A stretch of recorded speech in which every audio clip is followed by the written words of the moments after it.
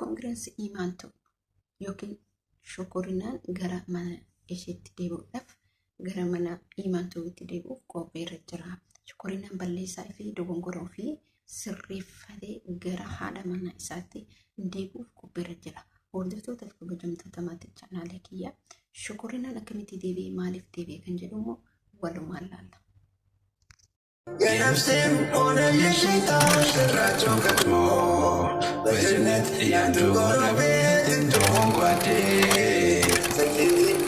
በወንጀል መንገዳ ጌዴ ላልተውት ነቢ ከእንግዲህ አልገባው ጊዜ ሰመድ የነፍሴም ሆነልሽ ታሽራቸው ቀድሞ በጀነት ያንዱ ጎረቤት እንደሆን ጓዴ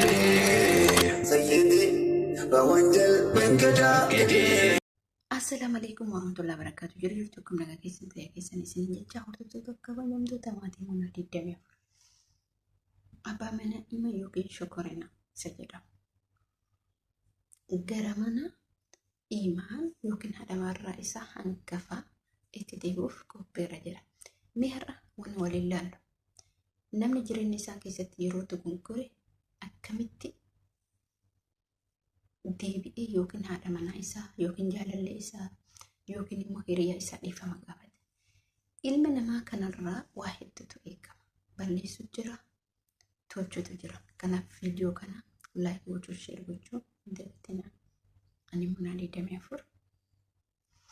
Kanaafuu haadhama waliin itti waliin haasofnu, wanti waliin dubbannu, waliin walirraa barannu dhiifama. Dhiifamni maaliif barbaachisa? Okay. Namni yeroo ammaa kana keessatti irra guddinni dhiironni dubartii lama godhachuuf baay'ee tattaafatu. Maaliif rakkoon eessa? Ka'umsi eessa? Hanqinni haadha manaa isaa durarra jiru maali? Lammaffaa kadhamtu sun sirri qabuu dandeetti, bultii ni qabdi. Lammaffaa kadhuftu bultii qabuu dandeetti. Akkas jedhama garuu. Garuu asitti maa inni rakkoon isinitti fakkaate? Dubartoonni inaaffaadha. Inaaffaa keessa isaaniitti burqu, inaaffaan isaanirraa burqu. Anas dabalatee ni inaaffa. Dhibbatti ni inaaffa. Nan inaaffaan akka mataa koo.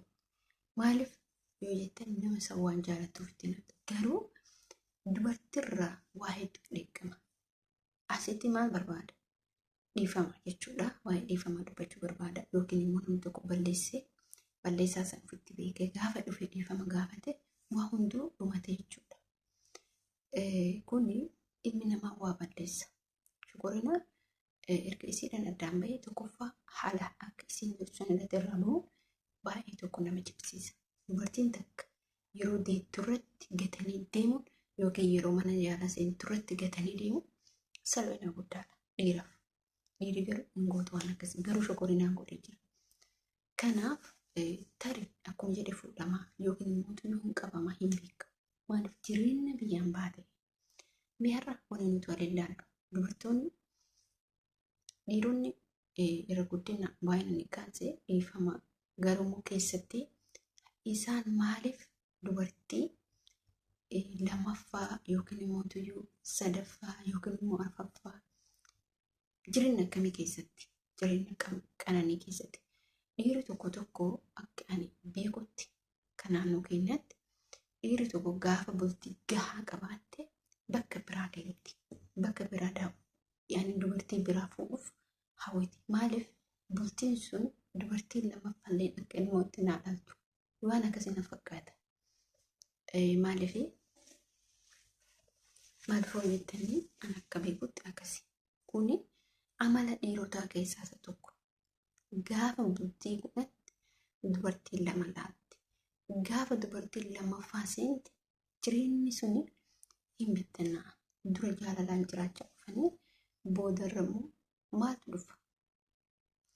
Hanqina dhufa. Isiin tokkoffaa sun ni boottii ni cinqamti garaa qulqulluu. Garuu wallaahi lazim yaa rabbi kiyya.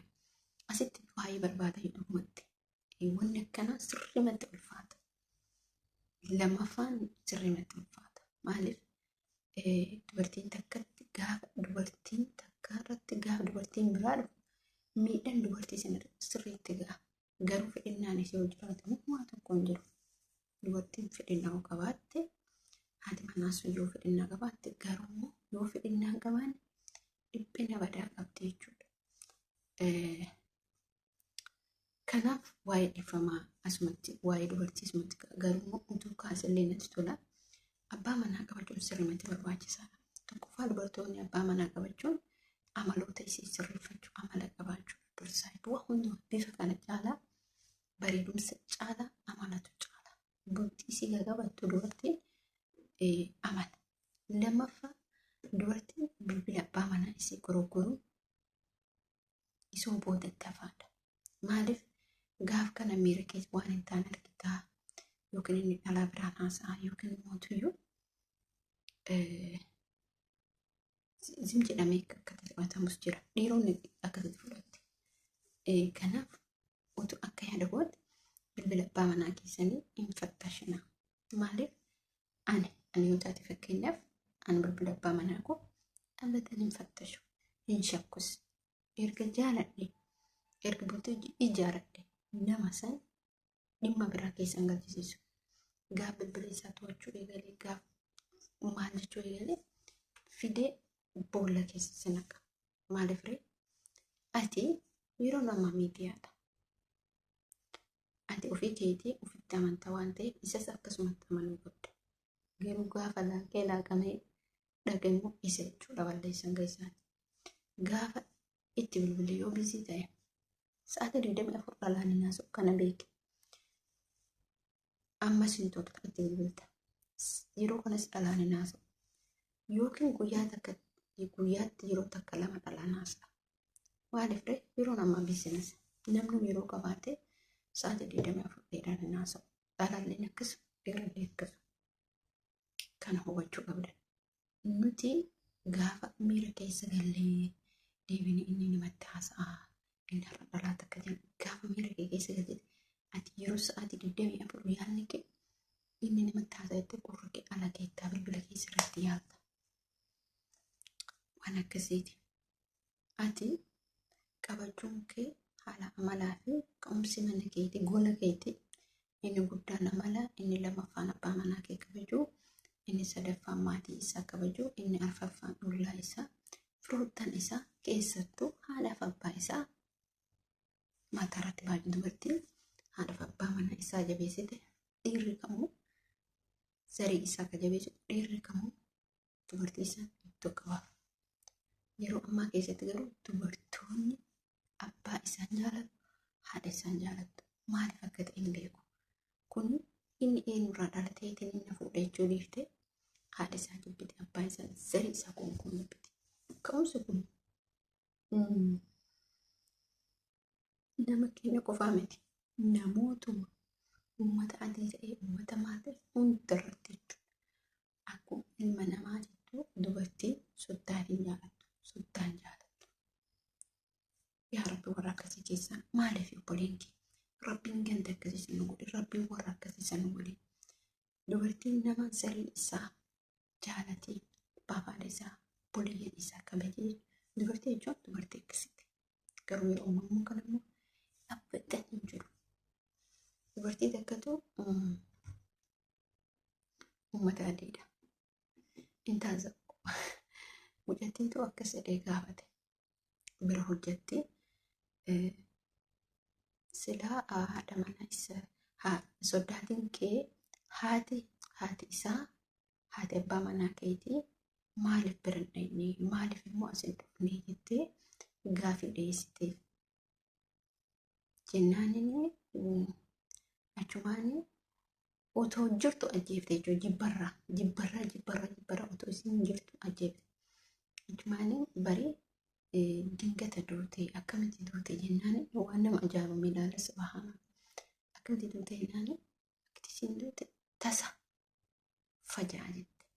Tasa afaanii funyaan dheeni dachee duute fajaa jette isin akkasitti jechuudha fajaa akkasitti dubbatte. Garuu kijiba rabbiin jibbe maaliif kijibti? Haadha isaa erga jibbite bakka jirtutti fayyaa. Dubartiin sun beeka haati namichaan jedhe soddaatiin isin jirti. Garuu isin hin jaaladhu. Abadan ijoolleen isii zarii isaan argitu. Akka isiititti. Isinleen zarii isaa arguun feetu. Garuu irra nyaattee irra dhugdee deebite ilmoo irraa argataa utuu jirtu haadha isaa jibbiti. Sababni kun maa inni dhalattuun dubartii sanii biyya biraati. Garuu inni biyya isaati. Garuu isin biyya biraatirraa fudde. Bakka kan jiraaniti namni tokko fira kiyyaa fuudhu jedha. Namni tokko gosa kiyyaa fuudhu jedha. Waan akkasiisantu waan jiru na fakkaata. Akka ani yaadetti jechuudha. Kanaaf garuu haati isaa sun umriin isii dheertuudha jechuudha. Maaliif otoo jirtu ajjeefte gaa isin garuu akkasii ajjeestee jirti. Rabbi malee namni nama najjeessa. Wallaahi dhasa.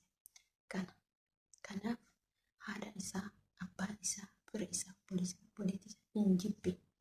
Haadha isaatii fi abbaa isaa gaafa jibbite inni eenyu akka ta'e hubadhu. Inni abbaa manaa kee akkamiiti? Ishee si taanaan jala abbaa manaa kee jettee wajjin jiraatanii akkamitti haadha isaa jibbite? Akkamitti abbaa isaa jibbite? Zarii isaa, gosa isaa, hortee isaa waa'ee kanaa yeroo tapha maaliiti? Dubartiin sheeqana waan dubbatanii hin dubbatanii waa'ee kana ijoollee hin gaafatti. Isaan illee hin dubbatanii waa'ee tapha yeroo katarsan irratti waa'ee dubartii dubbatanii jiran jechuudha.